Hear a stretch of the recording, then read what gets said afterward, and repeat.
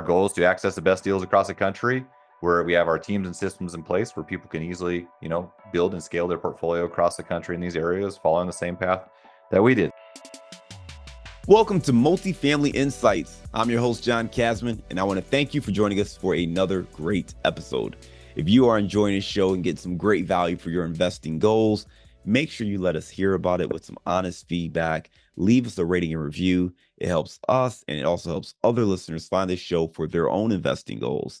And if you haven't done so, or this is your first time listening, be sure to hit that follow or subscribe button so you don't miss an episode. We've got a great show today. We're going to be talking to Zach Lemaster. They say you're the average of the 5 people you spend the most time with. So if you want to grow as a multifamily investor, you have to spend more time with other multifamily investors. And an easy way to do that is to join our apartment investing mastermind group today. Just go to casmancapital.com and click on the mastermind button. Now, as a part of this group, you'll get access to expert trainings, group coaching calls, industry news and updates, as well as all of our webinars and workshops, including our 3-hour workshop on raising capital. Again, if you want to be around other multifamily investors that can help you scale your portfolio today and grow your network, make sure you're a part of the Apartment Investing Mastermind. Just go to casmancapital.com and click on the Mastermind button today. Zach Lemaster is the founder and CEO of Rent to Retirement, the nation's leading turnkey investment company. Now, Zach is a seasoned real estate investor and licensed broker who has accumulated a large portfolio of rental properties across multiple markets, including single-family homes, multifamily, commercial, and new construction. Now, Zach is also a licensed optometrist who practices on a volunteer basis. Let's welcome to the show, Zach Lemaster. Hey, John, thanks so much for having me. It is a pleasure to be here.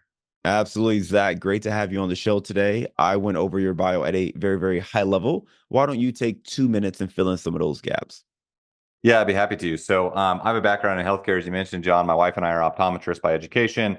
I was an Air Force captain for 7 years. I was on scholarship. So after I left optometry school, I was commissioned as captain and, practiced optometry in the Air Force for about 6 or 7 years, and then transitioned out to Colorado, which where we're at today, and did some private practice and things like that. But eventually, retired ourselves from our career path in healthcare through real estate investing. And I never had that intention. That was never the goal. I was not one of these people that disliked my job. I really enjoyed healthcare, and now we have the opportunity to practice on a volunteer basis, as I mentioned, and so we're able to kind of choose when and how we practice, which is a great lifestyle. But I started investing when I was a young captain in the Air Force. I bought my first house, was a duplex, rented half, lived in the other half. I just thought, wow, what a great concept. Fell in love with real estate, dove in, read all the books, and really continued to invest in real estate. And this is probably about 15 years ago, John. And one thing I tell people is I've bought real estate every single year since that first duplex. I'm not saying I've made money on all those deals, but I've consistently bought real estate because I just love the asset class. But there was a pivotal moment that changed the trajectory of our lives and our business. And that's where we started to learn how to invest out of state. Because quite frankly, I was stationed in North Dakota at the time, and we had a few cash flow rentals in that area, but we were not going to stay in that area forever. It's not the most ideal market. So my wife and I started to look at different markets throughout the country to see where the best opportunity was, where the best cash flow numbers, appreciation, the areas that were, met our investment goals the most. And we started investing out of state. And, that really allowed us to scale our portfolio quicker, being strategic about where we were investing. And it didn't all go perfectly as planned, but we built a systematic way to identify the best markets and invest in those areas and diversify our portfolio. And that was the birthplace of Rent to Retirement. Frankly, is just, we scour the US to find the best investment markets. And then we offer those deals to our investor community, where we handle everything for them so they can easily diversify in these different markets and not have to buy themselves another job managing these properties. But that was really the birthplace of Rent to Retirement. Is a lot of our friends and family and colleagues were saying, hey, we want to invest in real estate. We see the success you're having. Like, can you help us? And just following the same path that we had done. And now fast forward to where we're at today, we operate in, I think, about 18 different markets. We do about 600 to 800 doors a year. These are mainly single family and small multifamily deals, where our goal is to access the best deals across the country, where we have our teams and systems in place where people can easily, build and scale their portfolio across the country in these areas, following the same path that we did. So that's about as quick of a story as I can give you, John. I love it, man. You talked about being in the Air Force and practicing as an optometrist, you and your wife, starting to invest, starting with the duplex, right? And I love that because it's so important just to get traction on that first property. I mean, we started with the Yeah. duplex as well, and I just think it's one of those things where once you do it and you see it and it's real, you realize that you can do this, right? It's one thing to listen to the show or listen to podcasts, but it's something else when you start actually investing yourself. So taking that, yeah, that first step, getting that first investment is just so critical. For you, you mentioned that you've been investing for around, 15 years, and the inflection point was really when you started to invest in out of state properties, recognizing that you were in the Dakota market, and you weren't going to stay there forever. So you wanted to start looking at other markets. The phrase you used was started doing more research to identify the best markets. When I initially launched this podcast, we set out on a mission to help investors find the best markets. We called it Target Market Insights. And that was something we were really, really keen on. I'm curious, when you say, looking and scouring for the best markets, how do you define it? What criteria are you looking at, and what metrics are you paying attention to? Yeah, certainly. And I'll preface this with saying, the US is a diverse place, right? There's a lot of different markets out there, and there's a lot of really good markets, but what is the best market for one person may not be the same for the next person, right? Because they have different price points, goals. Some people may be more cash flow focused, while others are more appreciation focused for different asset classes. They all vary, and this is all dynamic. It's all changing over time. But we have fundamental criteria that we want to adhere to when we're finding what we determine is a solid investment market that it will be sustainable. We want to be in areas that are we mainly focus, as I mentioned, single family and small multifamily new construction properties in growth markets. But we also want them to be affordable, where they have the largest demographic of tenants and home buyers, and in an area that has an undersupply of housing. I mean, at the end of the day, real estate, if you just look at economics 101, being in an area in a growth market where the population's growing and has a strong economy and it has an undersupply of housing, that's probably, and it's affordable currently, that's probably a pretty good market to invest in, quite frankly. So, I mean, I would encourage people also, don't overcomplicate it. But what we look for, we try to be below the $400,000 price point for single family homes, because that's kind of the median house price point in the US. So our average home price is anywhere from 250 to 300,000 for a brand new construction single family house. That house is probably going to rent out at, I don't know, anywhere from $2,200 to $2,600 a month. So it actually has positive cash flow if you're using leverage. Getting an 8 to 12% cash on cash return, just focusing on the cash flow. But that's the price point we look at. We want to be in areas that have landlord friendly legislation, where our job is not, if we have to evict a tenant or whatever the case is, it's not going to be a year-long process. We want to be in areas that have low tax and favorable tax structures, both from an income but also property tax standpoint, because that obviously affects the numbers. We look for areas that have a diversity of industries. It's not an area that's just reliant on, say, oil or gas. We want to see population growth. And the big thing is an undersupply of housing alongside population growth. So naturally, I mean, we do have a lot of Midwestern markets. Those are more at that $150,000 to $200,000 price point. But I would say about 70% of our business is in more growth markets in the Southeast, areas like Texas, Alabama, Georgia, Carolinas, Florida. These are areas where they still have affordability, and they have a population growth. They have an undersupply of housing, and we can still, get the cash flow numbers we need. So those are some of the things we look at to meet our kind of fundamental investments, which are quality homes in good neighborhoods with good teams that are going to be a sustainable investment, where someone can buy today and own it for 5, 10, 30 years and earn a good return to be a piece of their retirement picture. I love it, Zach. One of the things that always stands out to me is just understanding the why behind someone's criteria. When I was starting out, I would get criteria, right? Or you have your coaches, your mentors, your other investors, even reading books and listening to podcasts. People say, "Hey, here's my buy box." But if you don't understand how they got to the buy box, you may not understand how to replicate it, or you don't understand their situation. And what I love about what you just described is, first of all, let's talk about the market. And what you basically said is you want to see a market where demand is growing, right? Place where it's easy to do business, population's growing, diverse industries, uh, overall, affordability is key. But then when you're looking at kind of the properties and you're looking for opportunities, you're looking at a few different factors, right? You want to make sure that you understand the supply. Again, we talked about affordability. You mentioned new construction properties. You're looking at properties at a price point of $400,000 or below. that is going to set you up for success because you kind of have a really good sense of what you're trying to buy. And what I read into what you said is, we're looking for these newer construction properties, so you don't have to do a whole lot of work to them, right? If you're buying out of state, one of the biggest issues investors have buying in different markets is the maintenance.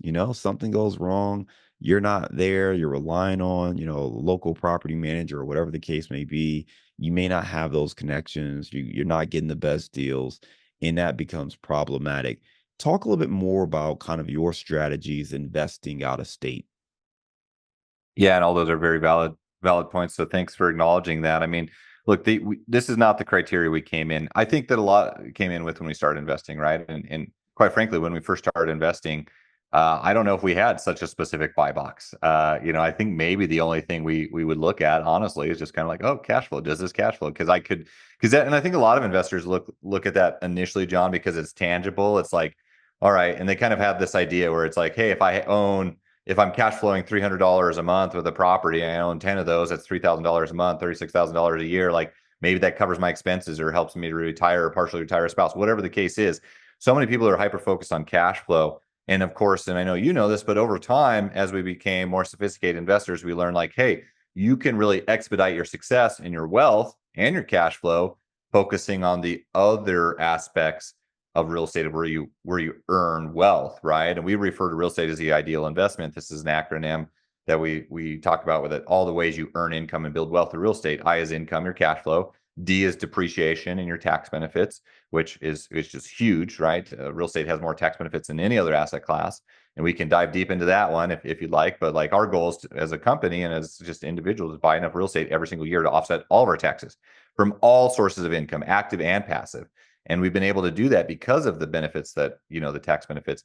Then that's the easiest way to give yourself an immediate raise, right? So D is depreciation tax benefits. E is equity as the tenant's paying the loan down for you. You're building equity. A is appreciation because all property goes up regardless of home fluctuations over time. L is leverage, which is huge. That allows you to, do more with your money and separates out real estate from any other asset class. But, our philosophy has changed over time where we've just been solely focused on cash flow to working more on new construction properties, to your point, where they're more predictable. New construction properties has the opportunity to perform more consistently, usually attract better quality tenants. You certainly have less maintenance.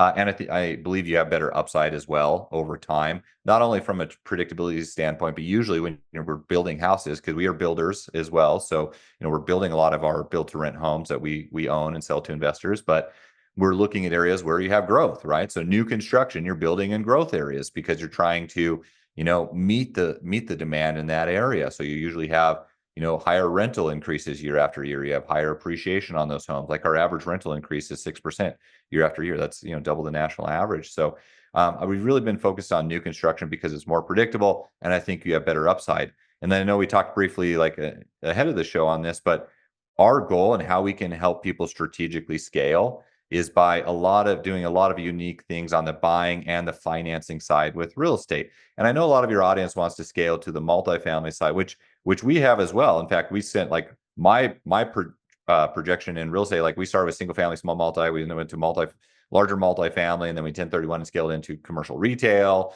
And like we kept trading up through 1031 exchanges, but we still own a solid portfolio in single family and small multifamily residential, because that's just like your bread and butter core real estate that's just predictable. But you also have very unique financing options. So to be specific, like a lot of the stuff that we build, let's call it a $300,000 single family house, we will be able to offer builder incentives to our investors up to 10% price reductions, or giving them that 10% back at closing. So on a $300,000 house, that's a $30,000 immediate equity position they can come into, or actually cover half of their down payment if they're putting 20% down, right? Getting 10% back of that down payment. That helps them to strategically scale their portfolio with less capital out of pocket. We also have unique financing options where people can buy property with as little as 5% down on up to 5 investment properties. These are true portfolio loans. So literally, I mean, if people are buying a property with 5% down and they're getting 10% back at close, like not only is that covering their down payment to be in a brand new construction A-class property with zero money out of down, they possibly could have money back in their pocket. So I know I went off on a few tangents, but my point is like This asset class of build to rent, single family, small multi, there's a lot of unique things you can do to really scale, even with limited capital. Yeah, lots of great information. And obviously, we won't be able to get into every single detail of it. But the last point you mentioned with some of the financing options, I think one of the challenges people face is okay, hey, I want to scale, I want to invest, but most people have limited resources. You talked about that product where you can get in at 5% down for an investment property, which is really unheard Mhm. of, right? I mean, typically, 5% is usually reserved for kind of an owner occupied small multi or something where you're going to live in it, not necessarily a pure investment. So, can you just talk a little bit more about maybe some of the strategic partnerships you have, or just kind of how you're able to craft these unique opportunities to serve some of the folks that you're working with? Yeah, absolutely. So on the builder like incentive side, so our company does two things. One, we're builders and we build brand new construction homes that we sell. Some we sell retail, some we keep, some we sell to investors if the numbers make sense on an investment standpoint. But that's actually a small percent of what we do, about 10% or less. The majority of what we do is, our community, the renter retirement community, is hundreds of thousands of investors that are looking to grow their portfolios. And so we buy as a community hundreds of thousands of properties. And so we're able to go to some national or regional builders and say, we're looking at and coming in and buying a large portfolio of homes and be able to negotiate better deals because of that. And we're the first company to basically be able to pass on wholesale type of discounts that only the large institutions like Blackstone would get, buying hundreds of homes at a time, and pass it on to the individual investor. So that's a big value add, that like how we're able to provide those type of discounts. And so and that again, we're kind of pioneers in the space of being able to pass those institutional buying opportunities down to the individual investor because it's a volume play, right? And so we've been able to negotiate better deals where people can, the individual investor would not have access to getting $30,000 back on a property if you're just buying one, five, 10 properties from a national or regional builder. So that's the first piece.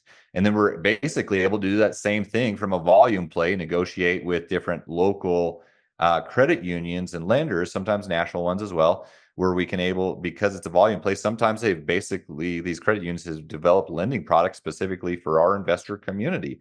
And so that's an example of the loan structure. So like these credit unions, part of being part of our, or a benefit of being part of our buyer community is that you can access some of these loan structures where, yeah, I mean, you can buy multiple investment properties with as little as 5% down. You still have to qualify for those. It's a 30-year loan. It's amortized over 30 years. So it's a 10-year term. There's no PMI, like versus a conventional loan, or if you put less than 20% down, you got to mortgage insurance. There's no PMI, there's no prepayment penalty, so you can refi these things as the next day if you wanted to, the next week, whatever, or multiple years in the future as interest rates continue to come down. So it's just a unique way for people to buy versus their traditional put 20, 25% down on a home, paying market value. That's the slow way to scale, and it works. That's how I started. Right. But I mean, if you can tap into some of these communities to be able to get discounted price points or cash back at close, these more unique financing options, we're out there negotiating. And that's same thing with insurance, having, preferred insurance partners, leveraging our real estate and CPA and attorney teams to set up things like LLC structures. Those are all the type of value as we bring to our investor community to simply help them be more strategic investors, not only investing in the best markets, but also accessing deals that they simply wouldn't be able to on their own. So hopefully that answered your question a little bit further. Yeah, and I think I want to stay on this path, right? So for that listener, the investor, right? They're trying to figure out, okay, how do I get started? You answered how you're able to get these loan products, these very attractive terms.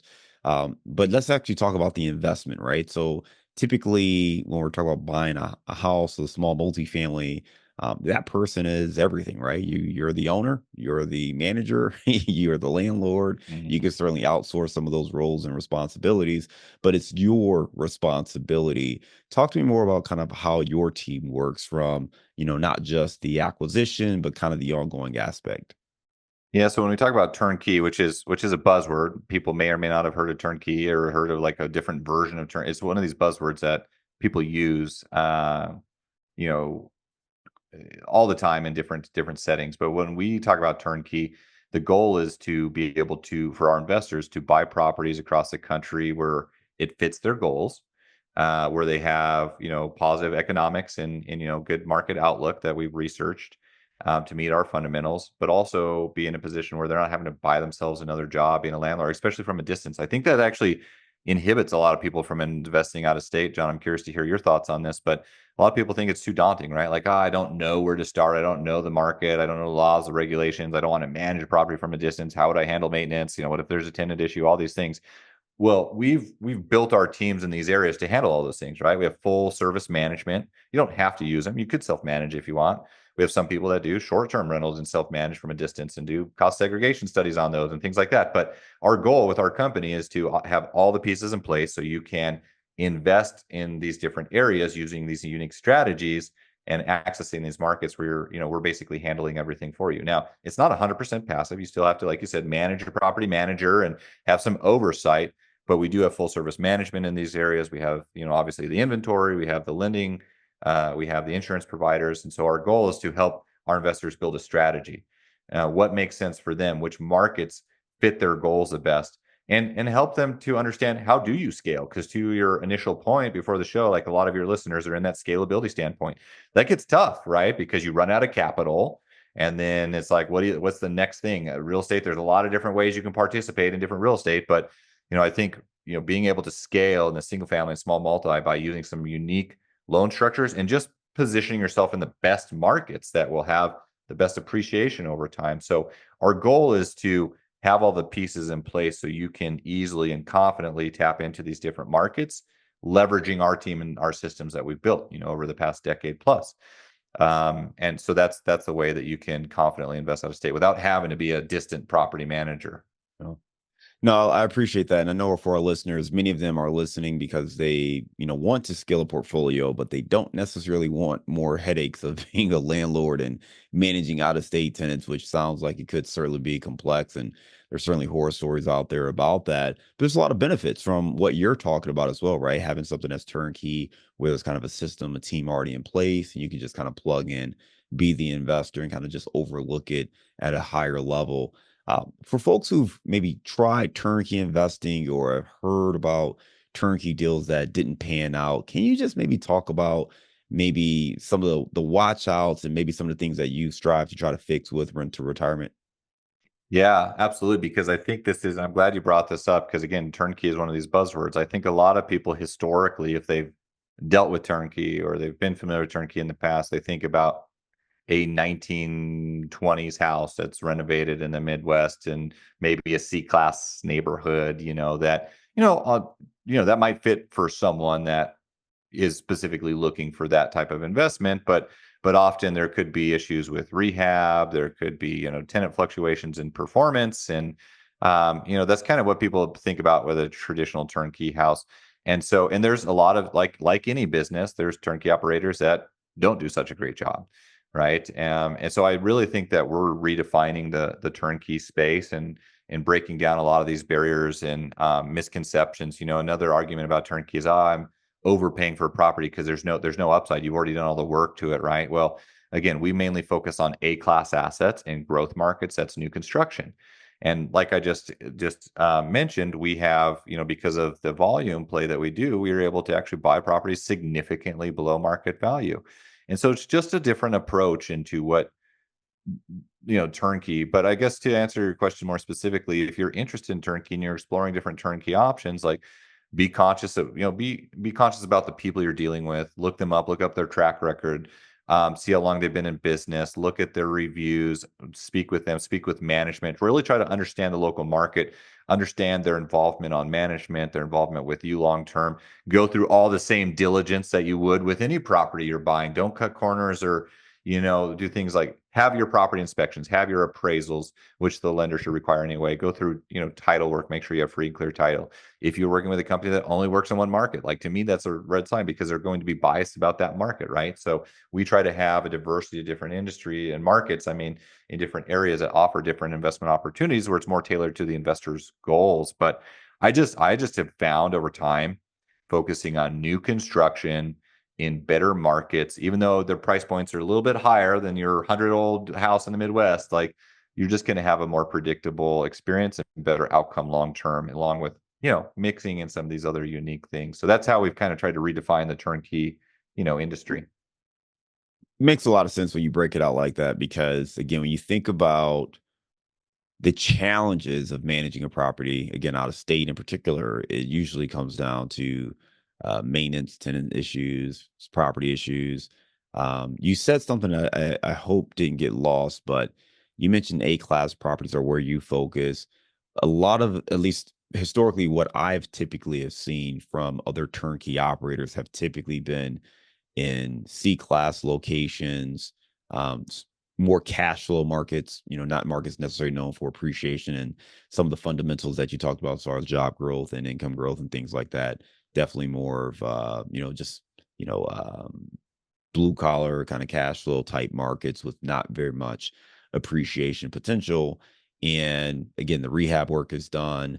The turnkey operator um, usually makes their money through the rehab, right? The acquisition, the rehab, and they sell it. So they're pretty much good no matter what at that point, because they've made their money. So yes, they'll stay on and manage it, but it's really a small it's a small amount of profit for them managing it. So they're not necessarily incentivized to do a great job managing it and getting you great tenants and all that kind of stuff, versus what you're talking about is you're focused on new construction. The value actually comes from buying at a bulk discount, but you're buying A-class type properties, desirable locations, long-term business plan. The one thing that you talked about was, hey, it might be a red flag if someone's only in one market. I think the counterpoint to that would be, well, they need teams in those markets, right? So they've got to have their construction crew and their property management team. And if you're across 18 different markets, how can you effectively manage it? How do you manage kind of, again, I know there's less construction work, but again, still having teams across 18 markets, there's going to be some challenges there. Can you just talk a little bit about that? Yeah, and I think the biggest challenges we have were actually when we were in less markets, not having the experience and the economies of scale that we did across multiple markets, and being able to utilize best practices that we've learned over time.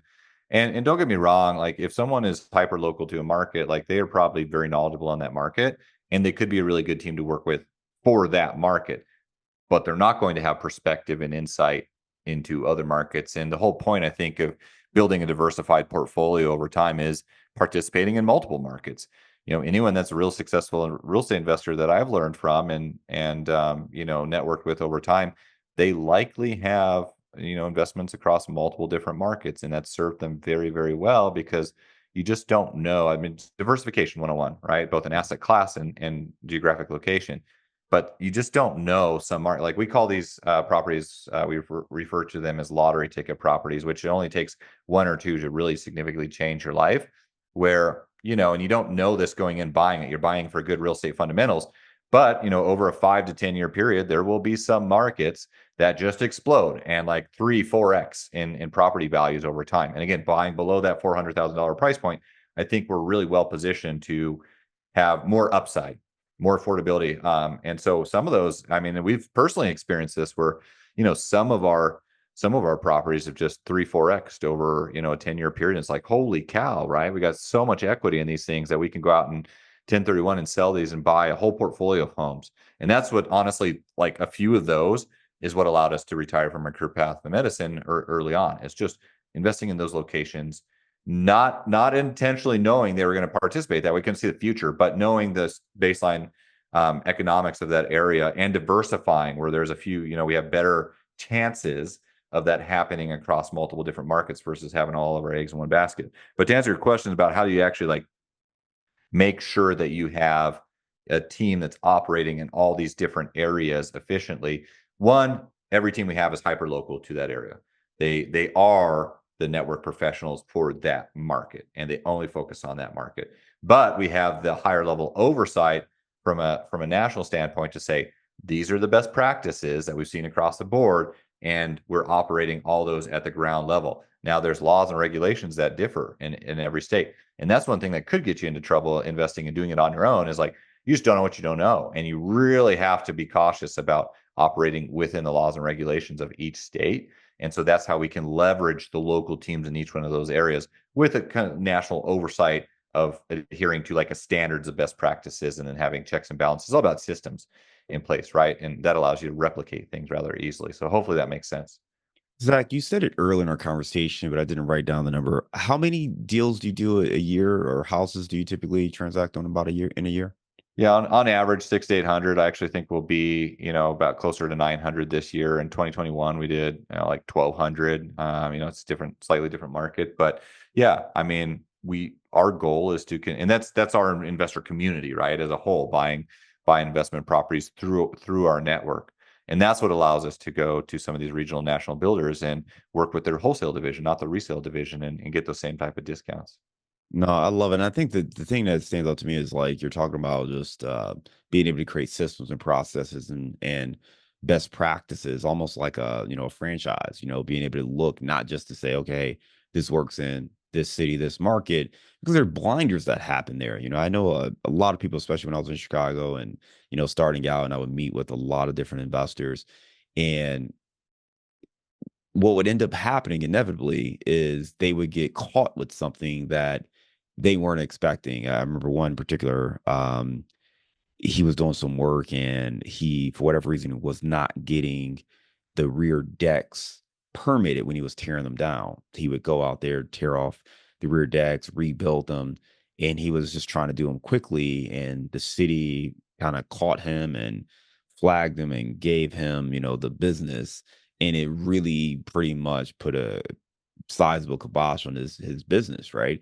And that was kind of the way people were doing things in those neighborhoods at that time, but they didn't have best practices, right? And I think sometimes when you don't have that, it's one of those things where you really do need to just step back and say, hey, here's the right way to do it. Yes, just because you didn't get in trouble doing that the last 4 or 5 deals doesn't mean that's the right way to do it, right? So about being able to step back and have that bigger picture, I think it does help to alleviate maybe some of those blind spots that sometimes investors tend to get. You said one other thing I want to go back to, right?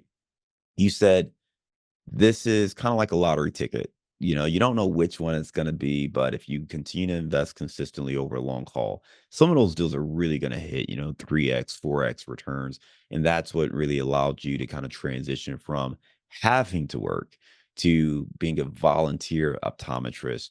For our listeners who are looking to kind of recreate that scenario, what advice or tips would you give them to continue to scale and make that transition if they so choose to being a full-time real estate investor? Yeah, and it's really all about having the choice, right? I think most entrepreneurs, when they think about like financial independence or retirement, do not think of themselves not working, but it's just about having the choice. And we invest in real estate because we're passionate about it. We're still passionate about eye care. I mean, we're able to have a more global impact on eye care because we're in a better financial position. We have humanitarian efforts where we help to establish permanent cataract clinics in third world countries. And we're able to do that, and that really serves our passion in the eye care industry. But we're able to do that because of the real estate, and what that's provided over time. But anyone that's looking to get to that point or to have that same choice, it's a numbers game, right? Real estate is such a powerful tool, and I truly believe that like it's not going to happen overnight, right? You're not going to have financial independence overnight, but it's also not going to take a lifetime. And I truly believe, because this was the case for us, that within a 5 to 10 year period, you can create substantial, wealth and financial independence if you just stay consistent. And we did not have the plan to do this, John. I never had the plan to come in and say, "Oh, I'm going to build this turnkey company. I'm going to leave my job." Like, I just liked real estate and I kept investing in real estate. And every lesson I learned, I applied it to be a better investor. But at the end of the day, do not overthink it either. It's a numbers game. It's about acquisition. There's a lot of guys out there that are actively working in wholesale and flipping all these things. Like, that's great. That's a great way to build wealth, but you got to put it in. It's a one-time paycheck. You build wealth over time. They're investing in long-term buy and hold assets, right? And don't overcomplicate it. At the end of the day, it's about investing in good locations with good teams and doing it consistently. Consistency, I truly believe, is a key to success. I'm not saying all my deals I made money on. I've had some hard obstacles I've had to overcome. I've lost, lots of money in bad deals and bad partnerships and all the things, but I never stopped investing.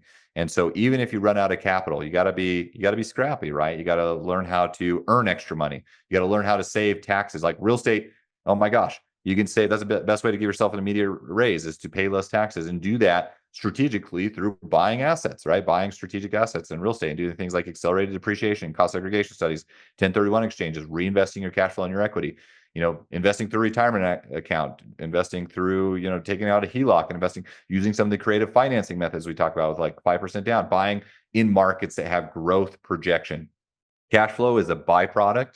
I would challenge everyone, with anyone that wants to think about retiring from their career path, with this idea. You're not going to be able to cash flow your way out of a job. Stop focusing so much on cash flow as a byproduct of real estate. And at some point you will, but at least, initially, if you're only focused on cash flow, you're not going to be able to get there. You got to buy assets that are in growth areas that in 5 to 10 years, you can sell those in 2 or 3 extra portfolio, right? Buy one single family house. Like our average investor holds a property 4 to 6 years. They have enough equity through debt pay down and appreciation where they can sell that property 1031 exchange and buy 3 properties, right? So you go through 2 or 3 1031 exchanges and scale up your portfolio. It's like, boom, all of a sudden you do have enough cash flow. So, I mean, it's just kind of those things. But at the end of the day, consistently invest in good locations with good teams and find a way to do that every single year. And you're pretty much guaranteed on a path to wealth. Zach, I love it, man. Great feedback, good teams, good locations, and do it consistently. That is the pathway. If you want to learn more from Zach or learn more about what his companies offer with rent to retirement, you go to renttoretirement.com.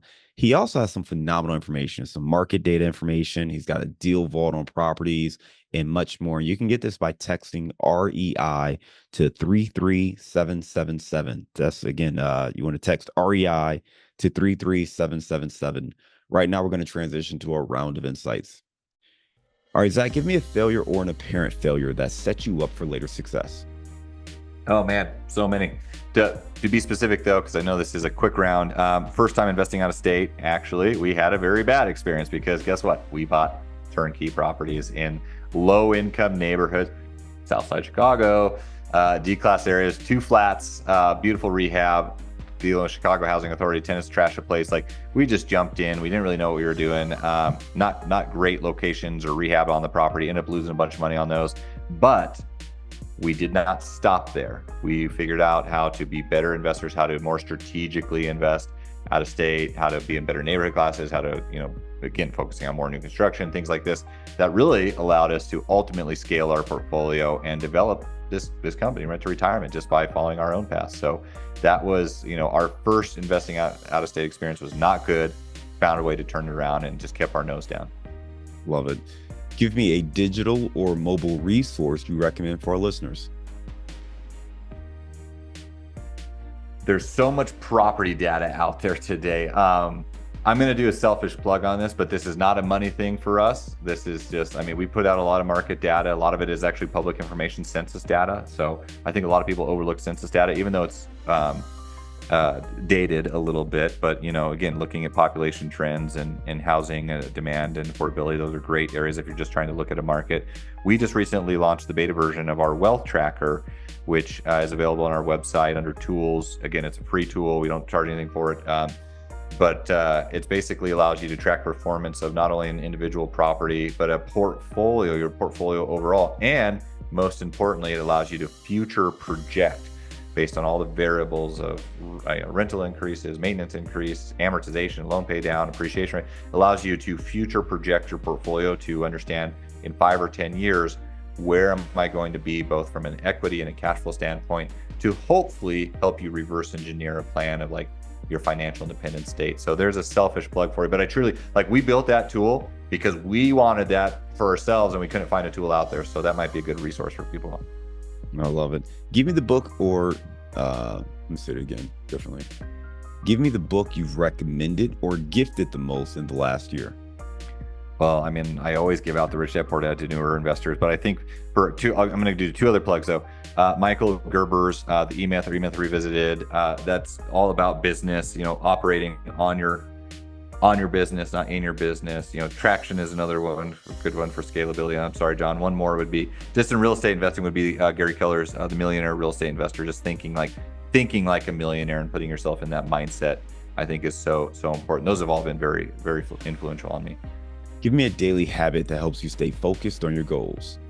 Oh God, I have a 1 and a 3-year-old, so the days are chaotic. But um, man, I just wake up early where I have some time. I'm a morning person, I always have been. I don't follow like the miracle morning. I just wake up early and I start grinding because that's before I have all my meetings and all the things, and later is time with the kids. So if I can get in a good like core hour in the morning, that's like more productive than like 3 hours later in the day where I'm distracted. And that's just the one thing that's worked for me. Give me your number one insight for, I'm going to say, investing in new construction. I would actually say here's the thing. I actually think that right now is a unique time, and I don't know exactly when this podcast will come out, but look, we're actually recording this on election day, so we're going to be post-election when you hear this, regardless of who's in office. We're in a unique time right now where new construction builders are sitting on a little bit of inventory because the market's been somewhat stagnant and it's been slower and interest rates have fluctuated. So right now is such a unique time to take advantage of buying real estate at steeply discounted price points that you're not going to be able to do in, I think, the next 6 to 12 months, because as we continually see things settle down from election, as interest rates continue to likely drop, as more people enter back into the market, we're likely going to be in another seller's market. Look, you can always refinance interest rates. Do not be one of these people that's looking at interest rates. That's a point in time. It's a point in time. But what's really important is being able to take action when the buying is good, right? When you have the best opportunities, which is right now. And I think this is a time sensitive thing. So that would be my biggest insight, because I think in the next 6 to 12 months, we'll be back well into seller's market, much more competition, increasing price points, less discounts. You are based in Denver. Give me your favorite place to grab a bite to eat. The two favorite restaurants, which are right next door to each other, are Linger and Root Down. Awesome food, awesome breakfast menu, and then you can go. They have this kind of world-renowned ice cream shop that's outside. I forget the name. It's Little Man. I think Little Man Ice Cream right outside. So, and that's in the Denver Highlands. That's the best place to eat if you're in Denver. All right, some really good options there. Appreciate you sharing that, Zach. Really enjoyed our conversation today. You talked about just how you kind of got started, from the Air Force, being an optometrist, really starting off with the duplex and seeing how things worked and continue to invest. And thing you said that I love is, focus on good locations, focus on good teams, and be consistent. That is really the key to success there. And when you are investing passively, particularly in your case with turnkey investing, those words get a little jumbled up, but ultimately what you want to do is you want to make sure you're investing for the long haul. Make sure that, you said it a little differently. The way I looked at it was make sure you're buying with good value and upside. And sometimes when you're buying a property that's already been renovated in a C-class location, there's not as much going in value.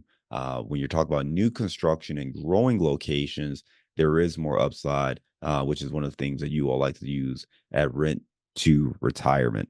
Again, you've got some great resources available on your website, so people can check that out at renttoretirement.com, as well as texting REI to 33777 for some of that market data information and access to the deal vault.